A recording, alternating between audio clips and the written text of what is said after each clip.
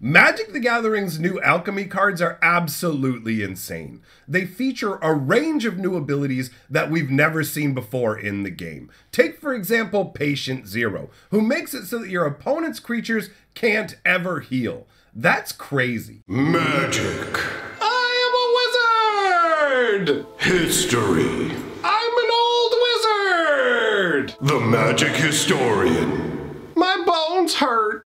Greetings, owners of fine luxury cardboard rectangles. My friends, I hope the day finds you well because we have gathered to talk about some absolutely crazy Alchemy Magic card spoilers. Now, before we do that, I just want to let you know the newest lore video has gone up on my lore channel. It's Magic the Gathering lore based around the Brothers War lore. So this is the original Urza storyline. The first episode is amazing and you should check it out. I'm going to leave it linked at the end of the video and also down in the comments section. Now that that's out of the way, let us dive into talking about alchemy. So, as you can already see on the screen, we have a card called Patient Zero. It's 1 black and 1 for a 2/2 zombie with lifelink.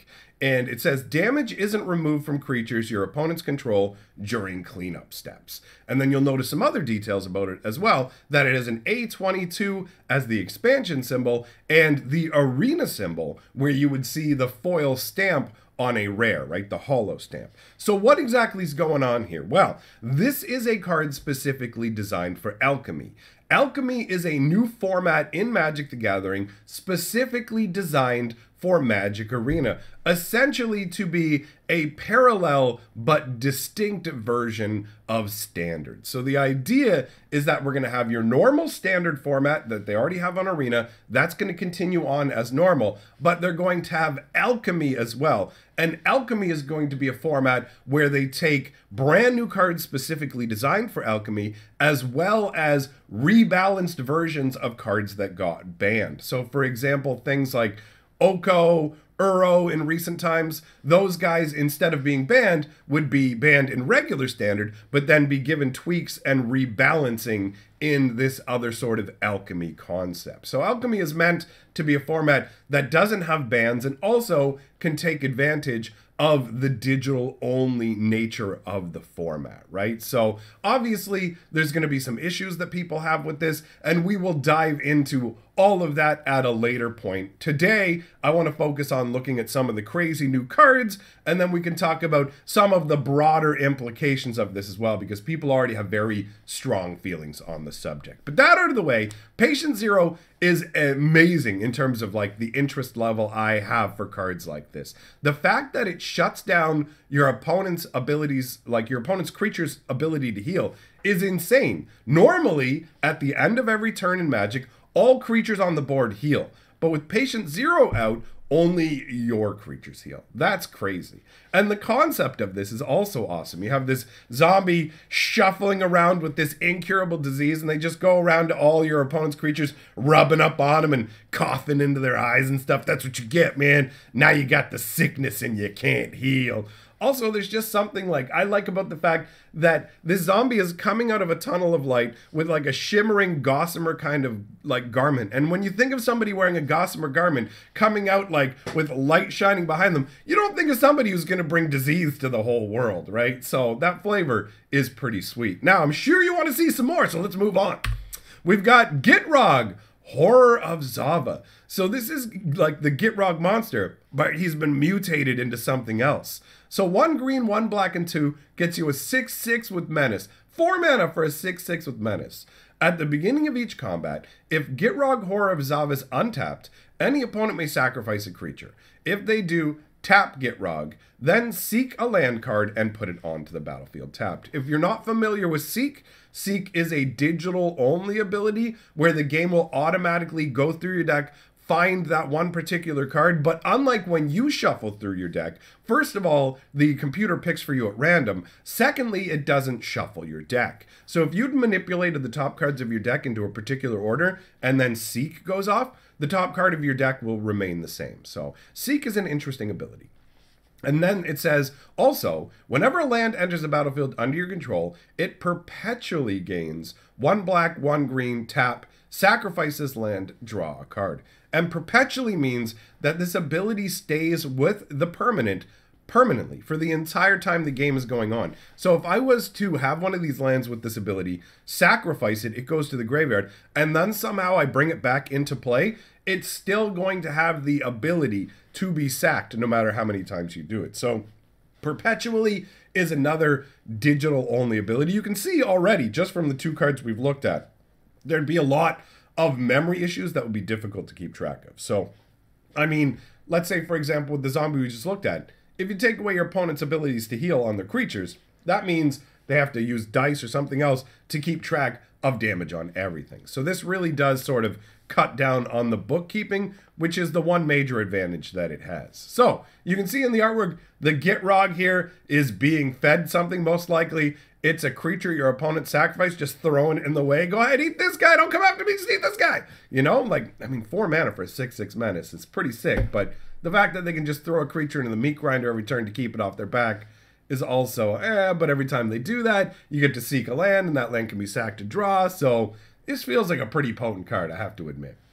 Then we've got Toraf's Disciple. This one's wild. 1 red and 2 for a 3/3 with haste. So right out of the gates, swings out for 3 with haste. Whenever it attacks, conjure 4 cards named Lightning Bolt into your library, then shuffle. So essentially what happens is the game will create 4 Lightning Bolt actual card objects and insert them into your deck. And Lightning Bolt is 1 red for an instant that does 3 damage to any target, in case you're somebody who's newer to the game and didn't know. So every time this creature swings in, you take 4 copies of Lightning Bolts and cram them into your deck. So if you had a way to untap that's an attack with it multiple, let's say you attacked with it twice a turn, then you're going to be cramming Lightning Bolts into your deck. On one hand, that's great because Lightning Bolt is a really efficient card, but at the same time, it might kind of choke off your supply of other cards. So it remains to be seen just how powerful it is, but I love the artwork. You've got the Disciple leaping through the air, blasting like lightning out through this crazy Warhammer. The lightning is slamming down into people around, and the fact that the Disciple has 3 power and does 3 damage, the same as Lightning Bolts, costs 3 mana, ties together quite nicely for me. I appreciate that. What do we got next? We got Ominous Traveler. Guys, this one's really cool. 2 colorless for a 1/1 human. When it enters the battlefield, draft a card from Ominous Traveler's spellbook. Now, how this works is any cards that have a spellbook actually have 15 different cards for you to choose from. This won't be the only spellbook card we talk about today. So, there are 15 predetermined cards that are assigned to go with Ominous Traveler. When you play the Ominous Traveler, you get to draft from the spellbook, and that means you get to look at all 15 of the cards there and choose which one you want. So you have 15 options that are attached to this card. The card perpetually gains. You may spend mana as though it were mana of any color to cast this spell, so you'll be able to cast it no matter what. And when you cast this spell, return a creature named Ominous Traveler you control to its owner's hand. So this is literally like, this guy, it's like a ninja but for spells. Do you know what I mean? It's like, oh, you thought I was this, but it actually turns out I'm this instead. I don't remember if this guy's spellbook is made purely out of creatures and non-creature spells. There was a lot of information to absorb before getting ready to do this video, and I'm sure that I missed some of it. But either way, this guy basically pulls off his cloak. Surprise, I'm someone else. I'm a different spell. And then melts into the aether, and then the cloak reappears, coming again down the alley in the darkness towards you, faceless. What will happen when he reveals himself? And he just keeps coming back again and again. That is ominous and cool. Moving on, we've got Captain Eberhardt. 1 white and 1 for a 1/1 legendary human soldier with double strike. Spells cast from among cards you drew this turn cost 1 less to cast. Spells cast from among cards your opponents drew this turn cost 1 more to cast. This guy is bonkers. He is bonkers. There's a reason he's mythic, man. This is crazy strong. Making all your spells cheaper the turn you get them, and all your spells more expensive the turn you get them for your opponent for only 2 mana, on top of being a 1/1 double striker, is wild. I love the artwork, man. You have this like Gavin-y captain, and he's sitting down there like, well, time to clean the old blood off the blade. And to him, it's just another day's work, right? This is a very, very powerful card in my opinion. Moving onwards, we've got Forsaken Crossroads. This is an interesting land. So, it enters the battlefield tapped. As it enters the battlefield, choose a color. When it enters the battlefield, scry 1. If you weren't the starting player, you may untap Forsaken Crossroads instead.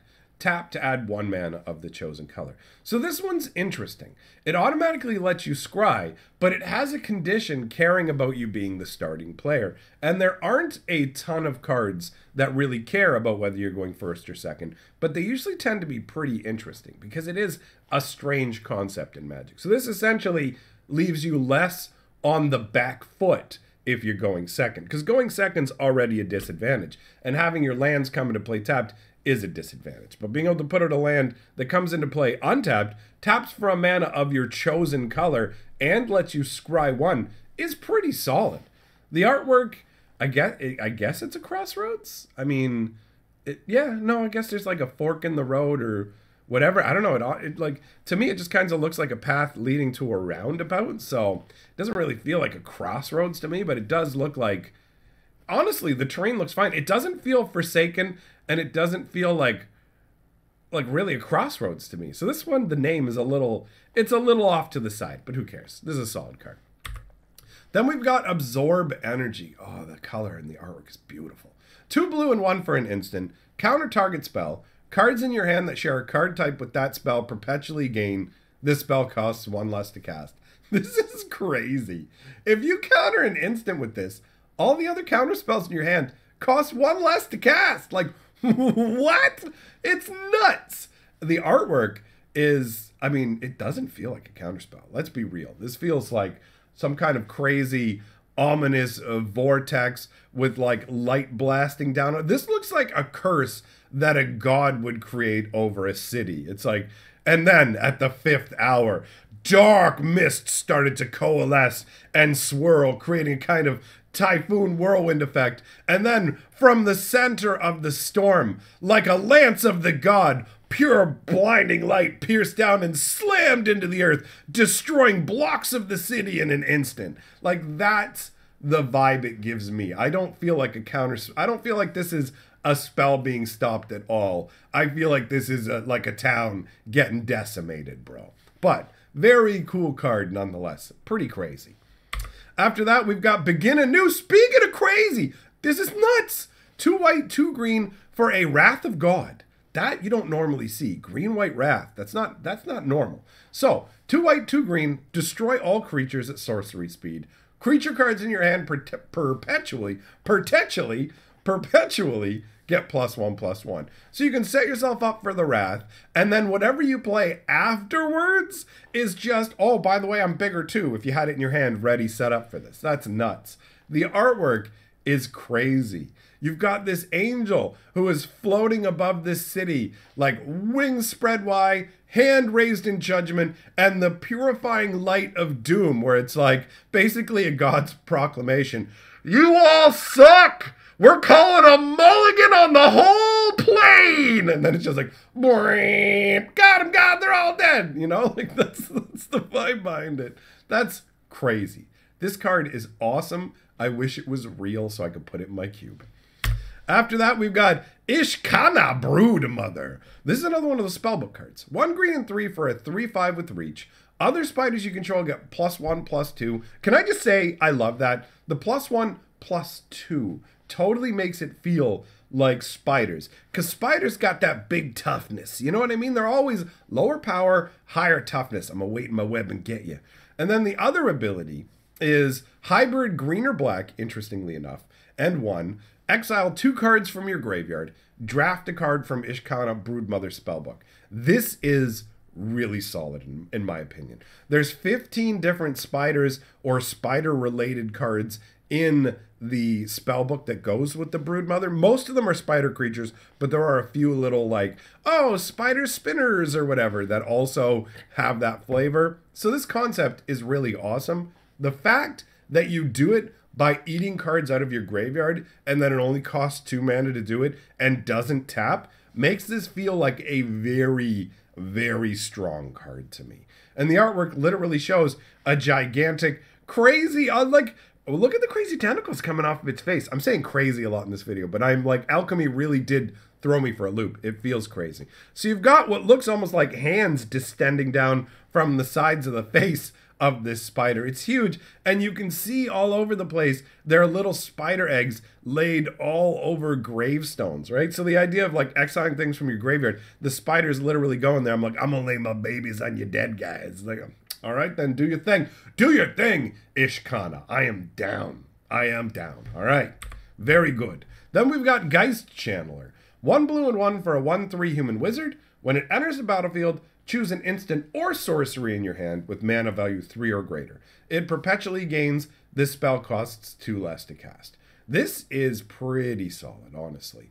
I mean, there's a reason that they're making this rare, right? 2 mana for a 1/3, who cares about that? But the fact that it can make one of your instants or sorcery show up 2 turns earlier, you know, with gross nonsense like Allrun's Epiphany and stuff like that, you get real silly with it. And speaking of silly, this artwork is silly. She looks really goofy. Check out my gigantic, oversized, punchy fists and goo tubes that are going to it. And I got lightning going. Call me Tesla lady with the big fists I like to punch. I don't know, man. The artwork, she looks goofy, not intimidating. I'm a Geist Channeler. Why are your fists so gigantic and your power is 1? What are you, wet noodle? Take my fist. You know what I mean? Like, what is even going, how? What is even going on there? You know what I mean? That's just, I guess she could beat me up. I'm not that tough. All right, it's just silly. It's just silly, but an all right card. So that wraps up all the cards, my friends. We're back to patient 0. Alchemy is a really interesting concept. I understand that some people are definitely going to be upset about it based on the fact that it is going to muck about with historic. But like I said, we'll get more into that in a future video. I really just wanted to dive into the cards because I found them exciting. So thanks for coming by. Like I said, brand new Urza lore video, Brothers War lore video. It's so good. And that set comes out at the end of next year. You're not going to want to know the story like everybody else is going to know, and you're not going to know. You're not going to be one of the cool kids unless you watch my video. If you don't watch the video on the screen, you're not cool. Now get out of here.